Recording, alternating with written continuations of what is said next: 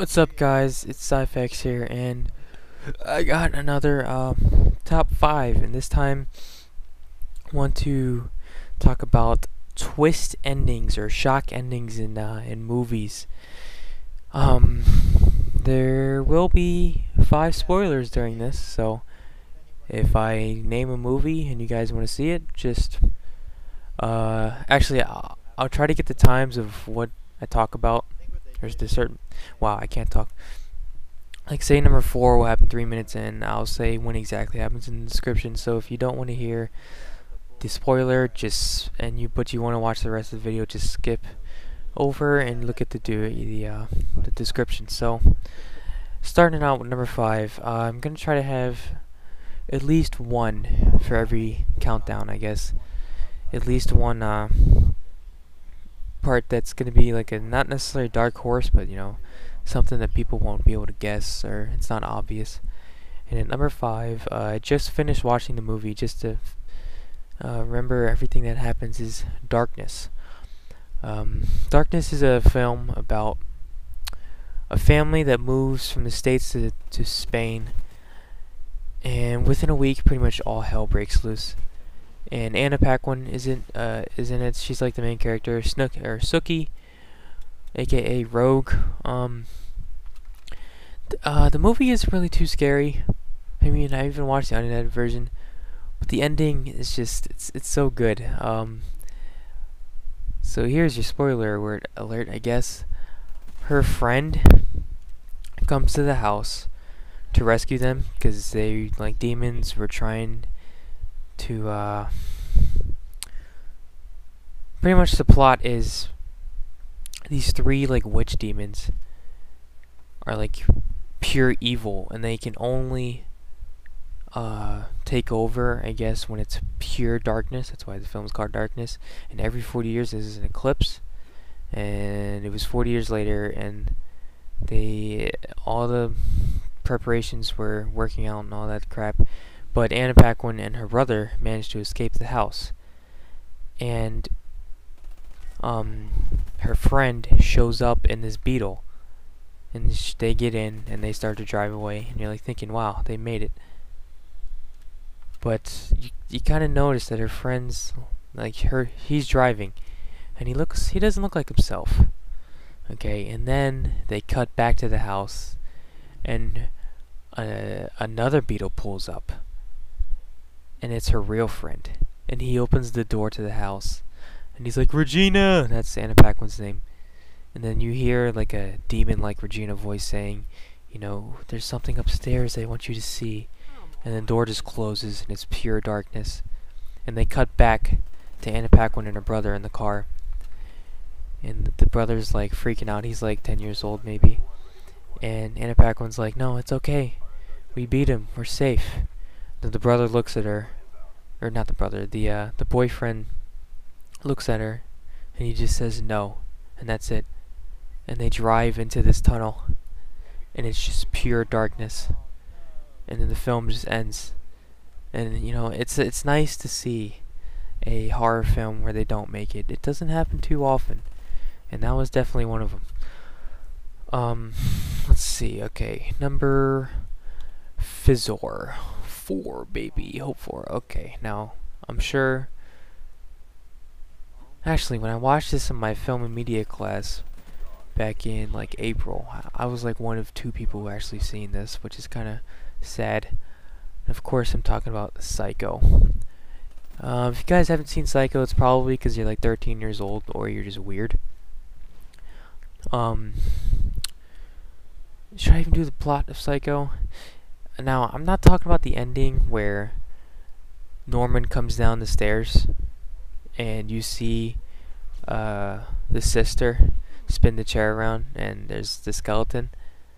I'm talking about when Norman Bates is in the cell and his mother has taken full control of him, and the only thing that's Norman Bates is the body. Everything else, the mind, pretty much, I guess specifically the mind, is 100% his mother. And when she's just talking, her monologue is amazing. And when he looks up and she's like, I wouldn't even harm a fly. Oh my god, it is so good. And then his face turns into a skeleton, and it crossfades to the truck being pulled out of the swamp or the car. Definitely one of the best endings ever in a movie. Classic ending that just has pretty much influenced a lot of other movies. So coming in at number 3 is a movie that my parents wanted me to see for a pretty damn long time, and I was like, nah, y'all are sizing it. It's not even that good. But I ended up watching it a few months ago, and yeah, it was pretty damn good. I'm talking about The Mist. It's about a small town, I think in Massachusetts, and I mean, it's as simple as this. This mist just comes out of nowhere, and I would say probably around 30 people end up trapped in this supermarket, I think. And it's a pretty creepy movie, and there's like alienish like spiders that like end up attacking them. It's a really cool movie. But at the end, 5 of them end up escaping, and they're in this car, and I think it runs out of gas. And there's just mist everywhere. They can't see anywhere. It's the main character, the guy from Deep Blue Sea. A blonde chick, an older woman, an older man, and his son are the last 5, or 5 that escaped from the supermarket. I haven't seen it in a while. Sorry about that. And he has a .22 caliber pistol, and he counts how many bullets he has, because they've pretty much accepted defeat. They ran out of hope. No pun intended. And he counts the bullets, and he only has 4 bullets left. There's 5 of them. There's 5 of them. So the blonde woman asks him, what are you gonna do? And he says, I'll figure something out. And his son was asleep on her chest, or on her stomach. Wow, legs. There we go. And then he wakes up, and he's looking at his dad all weird. Next thing you know, they cut to a different shot of just on the car, and you hear 4 pistol shots go off in a row. And they cut back to him, and there you can see the blood. He blasted all of them. He just starts screaming, because that's pretty fucked up to just kill all of them, and you don't have enough ammo to kill yourself. I would never want to be in that situation. He just starts screaming. He gets out of the car, and he's like, come on, he wants the aliens to come and kill him. And then he starts to hear something coming up behind him, and it's a tank with humans on it. And then there's more tanks coming in, and there's pretty much the army. Then he sees a truck come by with a bunch of civilians in it, and then the mist is pretty much gone at this point, and he realizes, what the fuck have I done? Why didn't we just wait? And then he just starts screaming again, and the movie ends. It's a pretty fucked up ending. Okay, so number 2 is definitely could have been one of the best horror movies of all time. I'm gonna have to quote, I don't know if I'm quoting Wizard Redemption, but he said that if Saw 1 didn't have any sequels, it would be one of the best horror films of all time, and I have to agree 100%. I mean, I didn't have too much expectations heading into that movie, but wow, it was something else. And the ending of that fucking movie, when he picks up the tape, and it's for Zeb, I think his name is, Zep, and everything just unravels in a matter of 2 minutes, and you understand perfectly what's going on. And then Jigsaw gets up from the floor, the guy that's been dead the entire movie, and he says, your key was in the bathtub. And then you remember the first scene from the movie is the key going down the hole, and you just think, wow, he's fucked. And then Jigsaw just gets up. Adam ends up trying to shoot at him, but he shocks him, and he gets up and he says, I think he says, you haven't appreciated life, but now you will, or something like that. And he's like, game over, and he just smashes the door closed. And Adam is just screaming at the top of his lungs. And they had the classic Saw fucking Matrix 1 Grizz music going the entire time. And then right when the door closes, the song ends, and it's just Adam screaming, blood something, I don't even know what the saying is, screams at the top of his lungs, and it's just black screen, and then the credits come up. Definitely one of the best endings. And coming in at number 1 is pretty much the most, I mean, this ending was like a fucking curveball, like across the entire world. Like, I don't even know how to describe it. This ending. If any of you guys have seen Repo Men, you might know what I'm talking about. I mean, heading into this movie, I think it came out around the same time as Surrogates. Surrogates was complete shit, but Repo Man was definitely a decent movie. I thought it was going to be complete shit, just like Surrogates. I mean, it had Jude Law in it, like, enough said. Forrest Whitaker, and of course it had Liev Schreiber. He's always a bad guy. Just look at Salt. Sorry if you haven't seen Salt, probably just ruined it. Yeah, the ending to Repo Man, like, you know, the story was pretty damn cool. The action was violent as hell, which was, I definitely like that. It was way too gruesome, but I think it turned out to be a good thing. And there's a few parts where he narrates it. It's whenever he would get knocked out. I think he said he got knocked out 3 times, and the 3rd time he got knocked out was when he took a fucking, like, brick to the head. And I remember seeing that. I was like, there's no fucking way he could live through that. And this is like probably 45 minutes before the movie ends. And then he just takes it, and then he wakes up like 10 minutes later, and the movie keeps going.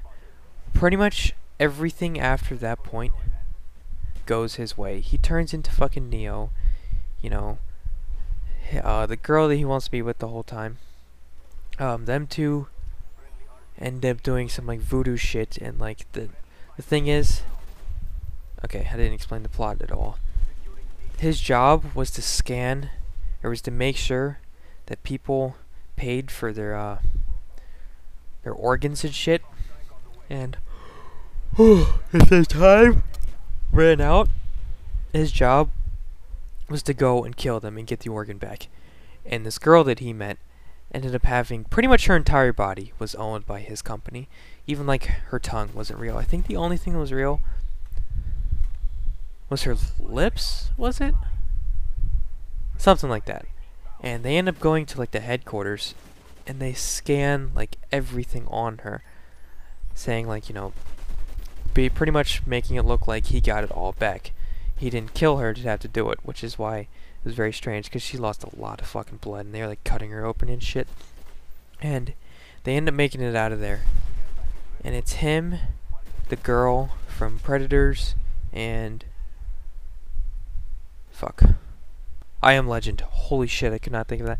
The girl from Predators and I Am Legend. She's pretty hot. She's blonde, or brunette, English girl, woman, thing, bitch. And Forrest Whitaker. Them 3 are on the beach, and you think, okay, they made it. You know, that's what I think that's what he wanted to do all along, was to live in like Mexico, I think. And the camera starts zooming out, and it's on those 3, and it starts zooming out, and you see something like flicker, and you're like, what the fuck? What was that? Like, I legitimately thought something was wrong with the TV, and then I think it happened again, and then I think the camera ends up zooming out. Like, you end up realizing that somebody was watching them, and it zooms out even more, and I think Liev Schreiber or Forrest Whitaker was like analyzing his brain, because they inserted a chip for his brain to work. And the thing is about the chip is that it would make him happy no matter what. Like, he was pretty much in a dream world, because when he did get knocked out by the brick,